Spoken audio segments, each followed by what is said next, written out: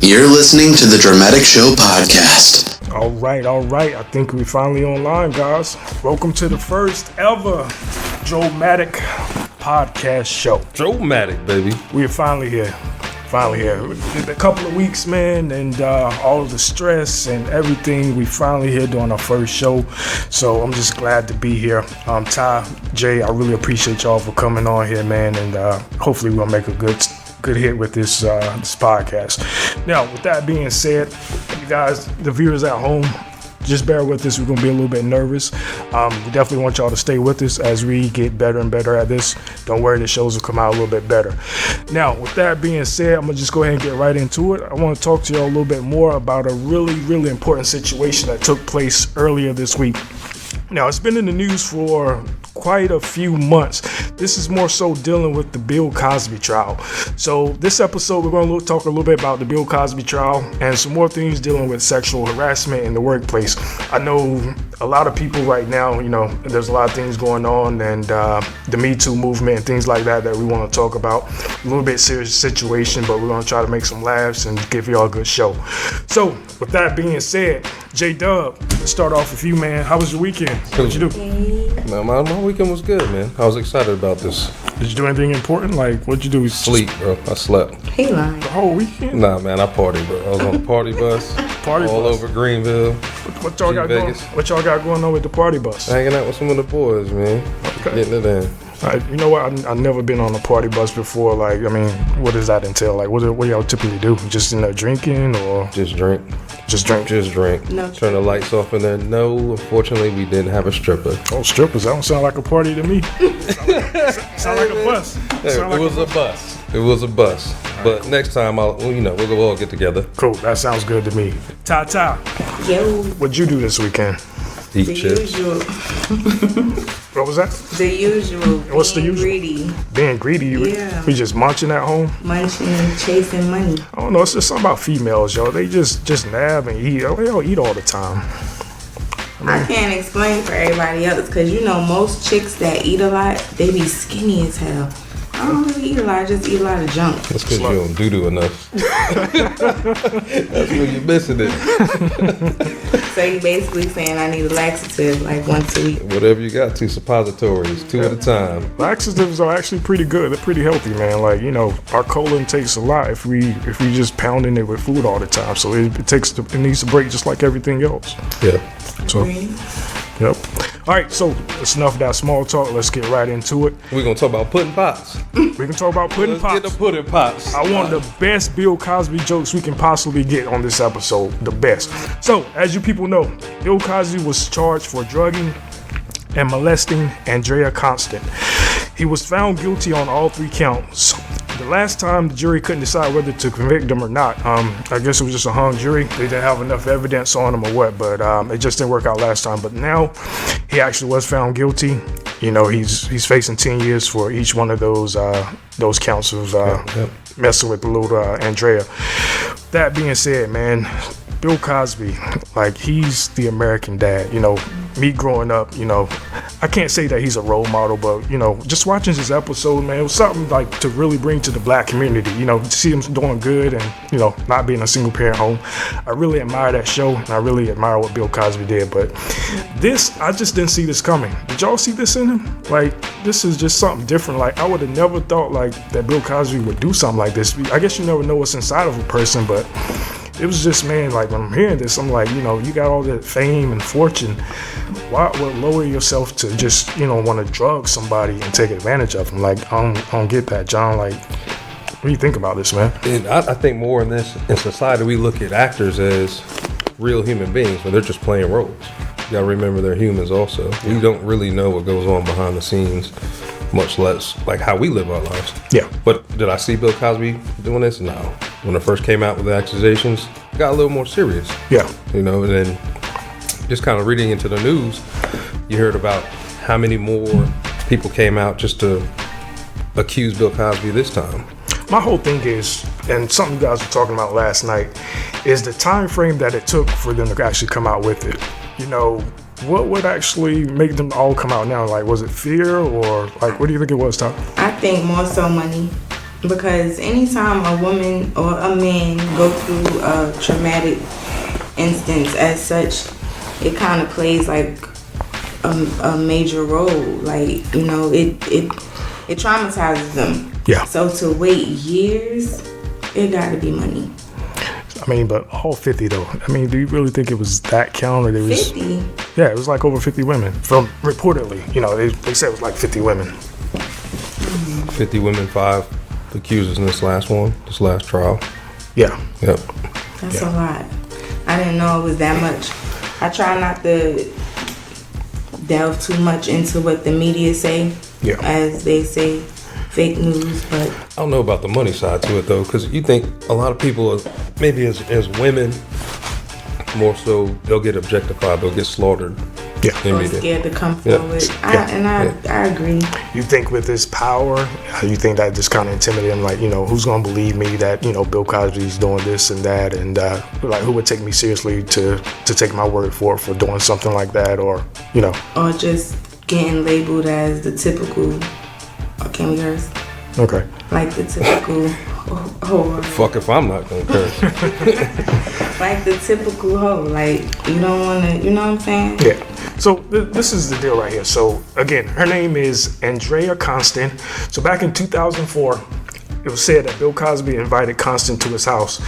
And she said, AKA Dr. Hustable gave her 3 pills saying that they were actually herbal. And apparently, I guess from this point, we all know that that wasn't the case. Andrea Constant said the pills made her feel frozen and then she passed out. So that's when she said, AKA Dr. Hustable started the sexual assault. Now, this is where this comes in at. Bill Cosby, he's a real deep temple guy. Like, I think he's like one of their main, what's the word I'm looking for? He's got an honorary. He's like an honorary trustee or something like that with the trust, the company. The college. And Andrea, she was actually in charge of the basketball program there. So she was a big athlete. Yeah, she was actually a big athlete. So apparently what she said was Bill Cosby actually said that he would want to be a father figure to her and, get her to the point where he can actually help her advance her career. So by doing that, he started asking her to come have dinner at his house at 9:30 p.m. at night. And I guess Andrea, she assumed that, since this guy is an honorary trustee of like this real huge university, there's something that I really need to do to really advance my career and listen to him. But at this point, a 9:30 meeting at night for dinner. Now, Ty, what would you think, just off the top of your head, you're a female, you know a lot of guys hit on you, things like that. Wouldn't you have said maybe something like this was like, I don't know, maybe 9:30, that doesn't seem as professional? At that, like we could have met somewhere public. And me personally, you're not giving me 3 pills. What I'm taking 3 for? I don't even want to take 1. It could have been a gummy bear. Could have. So at that point right there, I'm thinking to myself, like, he's offering you 3 herbal pills, 9:30 p.m. at night. Like, something should just register. They said, hey, you know what? 3 pills at night. What's going on? Do you think she was more at fault, just as much fault as he was, or do you think there was something that could have prevented this? Absolutely. Because, you about can tell when a person is making passes at you. And right. You have to be willing to... Not saying willing, but you have to give equal responsibility. Right. Mm-hmm. So what you saying is you believe that she actually saw it coming on and she probably wanted it too. But at the end of the day, it's an opportunity to get money. It's an opportunity to be known. To me personally, I just think it's crazy they wait so many years to bring things. Yeah, because I think right now she's like 44 years old, and she actually started with like a civil case about it first, I think, before he even took it to court. And I think the first time she tried it, they may have like denied it, if I'm not mistaken. Right. And I don't really know too much about the accusers, and I just want to know if she took the money. I would probably assume so. I'm not even for sure like how much she actually. Would you sleep with Dr. Hustable for $1.25 million? 1.2 million. I'll feed him Jello. I feed some Jello. Yeah. I give him some. You take the pudding pie. Yeah, I give him a pudding pie. I'm like, listen, man. 79 years old. I'll feed it to him. I'll definitely do that for $1 million. Definitely do that for $1 million. Now, since he's actually going to get 10 years for each of these these accusations and he was actually found guilty. I mean, what do you think? You think he's going to go to a halfway house, or are they going to just give him to a hard prison, or what do you think about that? Where's he going? As tough as the charges are, he's 80 years old. What's going to happen to him? He's going to live out his life in prison? Realistically, they're not going to do that to him. I think more so they're going to put him in a halfway house. I don't think they're going to let him live out the rest of his life free. And if he is, they're still going to go after him every time. He's already going to serve. He's going to face more civil stuff coming up. So with that being said about the halfway house, I mean, do they have like a specific halfway house like just for celebrities? Like he's going to get like some royal treatment, or what? Of course, yeah, of course they're going to get some royal treatment. Okay, so with that being said, then if he was found guilty, like it's just almost like a pat on the wrist if that's the case. If they're not going to put him in prison, just a halfway house where, you know, they're going to comfort him and things like that. It doesn't sound too bad to me. It really doesn't. What? I don't want to be in a halfway house at 80. I mean, like, you know, I mean, Being in a halfway house at 80 is okay if the crime was committed months ago. This is years ago. Like, I don't understand. Some things aren't forgivable, though. Some things aren't. If that was my child and she said, Daddy, this dude just raped me, and I got a 17-year-old. If my child came and told me something, and like we all preach to our kids, yeah, tell it. If something happens to you uncomfortable, somebody touches you and you're uncomfortable, you tell us. Let us know. Right. Yeah. So, okay, in that example, if your daughter was to tell you someone did something to her, and you ask her when, and she tell you, oh, it was like 8 years ago. Still getting that. Still, yeah, exactly. Still getting that. Exactly. There's no statute of limitations So ass on an ass whooping. whooping. None. But that's because that's your child. Yeah, true. That's true. Would your child put herself in that situation? Like, we don't know. I would hope not. You know, I would hope that I train my daughter enough for her to like understand these situations, and when they arise, that, you know, she'll be more coherent to say, you know what, something's not right. My father told me, like, look out for this, look out for that. And John, you know you got a daughter. I have a daughter as well. You know, we want to try to be as protective as we can, but we can't be around them 24/7. So what about those daughters who don't have their fathers around? And see, that's a whole different thing. You know, it's a lot of girls out here that, you know, they grew up in a single family home. They really don't know what it's like to have a dad, and, you know, they don't have a lot of guidance. Yeah. And when another father figure comes to them, they tend to kind of cling to that. And then I see that's how a lot of guys that, you know, what's the word I'm looking for? I would say sexual predators. They take advantage of that. They look for that. They look for Absolutely. it. Just like this other gentleman, Larry Nassar. Mm-hmm. You guys want to talk about something being evil with Bill Cosby? For those of the listeners who don't know who Larry Nassar is, he's actually a convicted child molester who was the gymnastics national team doctor. So for years, Nassar, he actually molested and assaulted dozens of female gymnasts.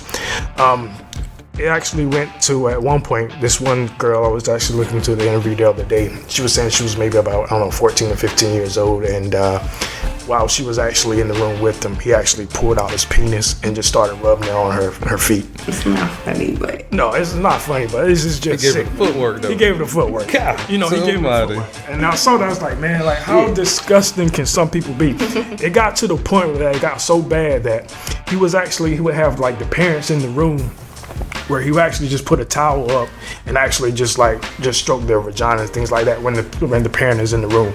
And I'm saying to myself, like, man, how much of a sick bastard do you have to be to do something like that? Like, right in front of, like, Yeah, I made a joke about the footwork, and I'm sorry if I offended anybody on that one, but I mean, you really have to have some evil in you to do that with a parent around, or it's just a big turn on. Psychologically, your brain's wired fucked up. Yeah, I mean, it's just something's wrong with that, man. And he's been doing this for maybe over 10, 15, 20 years, and now all these girls are coming forward. I can just imagine what that feels like. You know, you're 13, 14, looking at him as a father figure, and he's doing all of this, man, like, you know, fondling and doing all this and that, man. And I'm just like, I can just only imagine what that feels like for like a 13, 14-year-old to experience that, and then just like not know how to go back and tell their family, like, hey, you know, this doctor that you guys hold in a high prestige is just, you know, just abusing me and things like that, man. Like, I can only imagine. Now, do you think that Larry Nassar incident has a lot to do with this Bill Cosby thing? Because how do you basically sentence this guy to death? He was sentenced to death. Even according to the judge, he signed his death sentence. I don't know, man. Little kids and I think that young girls, teenagers for that matter, compared to women should have a little bit more common sense to kind of prevent these things. You can't though, because sometimes you be in a position where you have to deal, you have to be quiet, you have to endure because of the situation, especially like with employment. Yeah. A lot of women deal with sexual harassment at their workplace and they need a paycheck. Yeah. So I can't go forward and press charges because then that jeopardizes me from, future jobs and, you don't. So when women are in that predicament, like how do they fight back? Like how do you fight back from that? You got a daughter, you got some kids at home, and you're a single mother. And at worst case scenario, you're trying to make ends meet, and then you got this only job that you can only rely on, and then you got a boss that's just constantly hounding you every single day that you walk into that workplace. I mean, like, what do you do? Like, how much do you soak up, like, every single day to just try to feed your kids, man? Like, I can just only imagine what that type of predicament will put you in. But there's laws that are supposed to be there for you. And if you don't pay attention to the laws that are there set to protect you personally, well, everybody don't follow laws, man. Like, I get what you're saying about, putting the laws and things in place, but man, like these laws and these human resource politics and things like that, they only go but so far as to how much we push them and we practice them on a daily basis. These managers, these CEOs, like, they just kind of look past that and say, hey, you know what, I'm gonna take advantage of the situation. They need me more than I need them. And then from that point, that's how it is. Have you ever had like an experience like that, Ty? I've had several.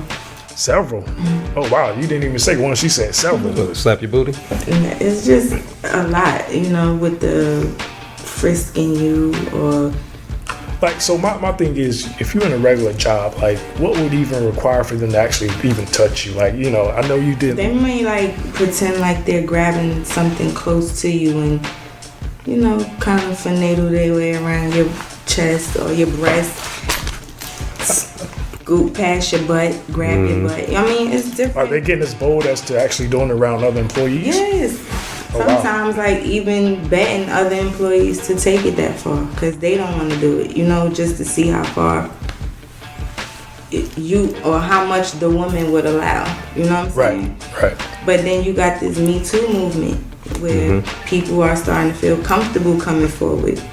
So, I don't know. It's kind of, It's just a tough situation, man. And, John, we talked earlier this week also, it's just not women. It's men as well, Absolutely. We go through it as well, even with even though the guys or either like women with power. So, it's just not for like just women, thinking it's just women out here. But, guys, like we go through it too. Look at Terry Crews. right. Prime Got a man grabbing his meat. Prime example. And that's not even on. Cat Williams holding it with a pair of pliers. Supposedly, dude just manhandled his meat. One thumb and 4 fingers. Yeah. So I think the thing with Terry Crews was like it was. I think it was a real famous manager, or I think some type of talent agent or something like that, like Adam Sandler and things like that. And he was actually at like some type of event, and the guy would just basically just grab his dick like in front of everybody, just In front of his wife. In front of Terry Crews' wife. Oh man. And that's one of those situations where you want to say something like, he may be wanting to punch the shit out of that nigga, but I need this money. Well, no, it's not even that. Like, just think about it. Like, that's assault. First thing that happens, a big black man like that just punch him in the face. Like, that's just gonna be bad. That's gonna be all around the way But bad. that's what I'm saying. Like, and then to have to hold that in, and now when he's coming forward, it's like people don't believe him, or they feel like he's just doing it for clout or something like that. But it probably traumatized him. Like, he probably really did want to do some damage, but he can't. And as a man, that just like, that's almost taking away your man card right there doing something like that. In his interviews, he spoke about that. He did? Mm-hmm. Wow. He did. He felt emasculated. And the one thing that kept him from being physical was his wife. He had a great support system. So she just kind of, hey, husband, I'm proud of you. And he said that I'm saying during the time that actually happened, like, did she had to restrain him, or? I'm not sure. It was just more they got out of there quick as they could.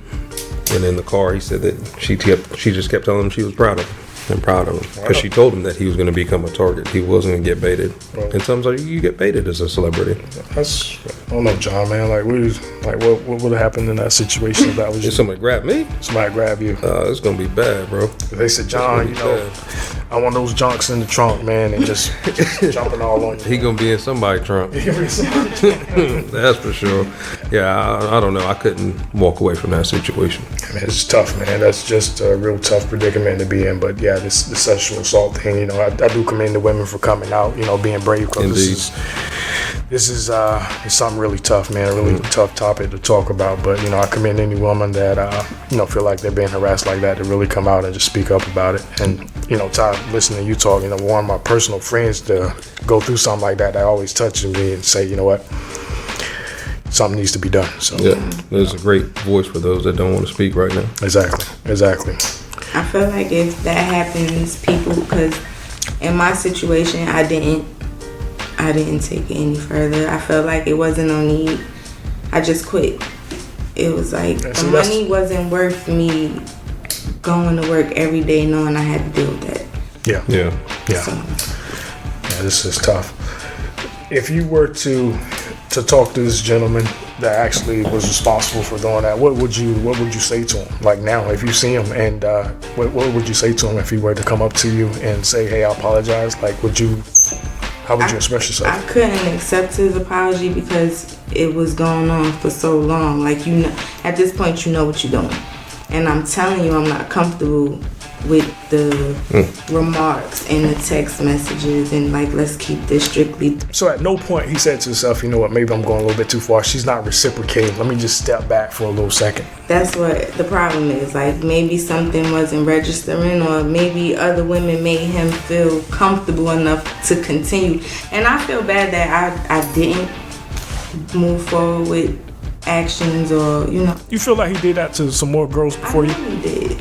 You do? I do. That's crazy. It's just unfortunate that the girl before me didn't say anything, but I wasn't gonna state it. It just wasn't worth the money. Well, one thing I would do though, if you were ever to see another girl that get hired there, I would definitely warn her. That's one thing I definitely would do. I wouldn't even go back there personally. It was just too much. And it wasn't just, he did the most, but he had the other co-workers egging him on, So with that being said, if he had everybody on his side, there wasn't anybody that you could talk to at that No, moment? and then I went to one person and kind of because me and the girl was kind of cool with him and we felt comfortable, but she didn't feel comfortable enough. And I just kind of threw it out there to see. Yeah. He told him. Oh, she wow. got fired. Oh, wow. That's messed up, man. That's so messed up. I knew I couldn't say anything. I need my money right now. But then when the load started to get too heavy, and now I'm starting to carry, weapons, I might need to protect myself. When it gets to that point where you bringing in a box cutter ready to rip somebody apart, it's time to go. It's bad. Yeah, it's bad. And my advice would probably to any other woman going through it, get some legal help. That's what lawyers are there for. That's what your government's there for. And you can have the proof and the evidence and everything, but again, it's your word against their word. And what did you do? They always look at the woman like, what did you do to make him? And that's not always the case all the time. You can't wear certain stuff. Why I can't wear what I want to wear without somebody physically feeling like they should be able to touch me. Exactly. That's not right. Exactly. Now, what would you say if it was a man assaulting a man? The same thing. I think if a man touches another man or a woman touches a man, it's all the same thing. It's no difference. There's no, Yeah, all I can say is it's very uncomfortable for you to feel like your butthole is a Krispy Kreme donut. You trying to When they look at it like that, no tip drill. It's tip drill. There you go. No tip drill. It gets bad. It gets bad. Yeah. It gets bad. Yeah. But yeah, so in case our new listeners who are just joining, we're talking about the Bill Cosby trial, also some sexual assault. Again, this situation here, man, we're joking and things like that, but this is a real serious situation that's going on, and we do encourage you women that are going through this is to, speak out. Don't early and don't wait to the last minute. Like, especially if you know you're uncomfortable and it's gonna cause some type of trauma to your well-being, then yeah, I suggest you speak early and don't wait to the last minute. And don't worry about going to HR. Don't worry about working within the company, within the culture of the company. Go to your DA. So what do we tell the women out there that don't have a support system? What do we do about them? You need support. Loving yourself is enough. Loving yourself enough to know that you're not going to put yourself in a situation where you feel less than your worth. Like, that's number one. We're speaking on the topic, so we have some responsibility to help. They can contact us. If you're in a different city, different state, you don't know who to talk to, send us a message. Definitely. We'll do the homework. Definitely reach out to us. Reach out to us. Yeah, man, it's just tough. Now, I guess back to Bill Cosby. Like, how do you guys feel being that y'all grew up watching this man on TV as the African American dad who, was morally challenging his children? Every episode on the Cosby's had some type of... It had a moral meaning. It was a great social show. And then to see that and then be like, it's tough, man. As to his legacy, he's done so many things for the African American community, and now it's just all wiped away. He was ridiculed a lot because he wasn't a big supporter of hip hop. He always used to just down hip hop, I guess it was just a different generational thing or things like that. But he's just always just terrorized hip hop, and now in this particular situation, everything that he's done all these years are going to be completely wiped out just by one. Well, I wouldn't say one mistake, but he's obviously been doing this for year after year. But his legacy, where does this leave his legacy? I mean, has it completely been tarnished? I think so. And I'm not a big person that puts anybody on a pedestal either because you're on TV. I wasn't born that way. And it's maybe because I was born overseas. Right. I was born overseas. I didn't really have a TV. We have one channel in the Philippines. And again, guys, I'll repeat that again. John is actually from the Philippines. He is from the Philippines. If y'all notice him looking just like Tiger Woods, that's why. You got some Filipino in you too, don't you? I got a little bit. Just a little bit. I think it was my great-great-great-grandmother. She actually came over, and when she came over here, she actually met an African American, and that's how my heritage started on my dad's side. So I'm still trying to learn a lot about my Filipino side of my family, but I'm just not in contact with them. So at some point, John, I do want to go over there with you at some point, man, and just kind of learn about the culture, man. That's something I really want to do. Space boots. Next year, my what? What's she say? My space boots. Space boots. Yeah, kick nobody in the foyer. Yeah. Yeah, man, but Bill, the best thing I can say is keep it tight. He's going to jail. Keep that booty tight, bro. All right, coming up, since we're going to do a few more talks about some more topics here. Right now, we'll take a break and pay a few bills. So we'll be right back with you in just a few moments. Stay tight. This is the Droematic Show podcast, and we are doing our thing, and I'm loving it. You guys are just doing your thing. I'm proud of you. I'm glad for you to be here to support me. Welcome back to the Droematic Show podcast. First of all, I want to thank all you listeners who downloaded us from iTunes, all of our YouTube subscribers and viewers. Please subscribe. We definitely want you guys to do that. That being said, we want to thank you guys again. Tareya, if you don't mind, I want you to tell some of those people right now that are dealing with sexual harassment, how can they get in contact with you more so than anything else if they want to reach out to you? You can hit me on Instagram. Not too good with the social media, but I'm on Instagram 1113 _. No, wait. I don't know. It's 1113 Vera _sweets. Top tipsy right now. She a little tipsy. Hold on, I get it to you. Hold up. We're going to help her out. Yeah, because I'm not big with the social media. Yeah, so if you guys want to follow the podcast itself, you can just definitely hit us up on Instagram, Droematic Show Podcast, Twitter, Droematic Podcast Show, and on Facebook, Droematic Show Podcast. just leave us a DM. We'll try to get to you as soon as we possibly can. If you want to talk to each of us individually, our handles will be at the bottom of this screen once it goes on YouTube, so you guys can just touch bases with us on that. For those of you listening on iTunes, you can follow me at Droematic, which is Droematic. If you want to follow me on Facebook, my fan page, facebook.com/Droematic, Droematic. You can also check me out on Twitter.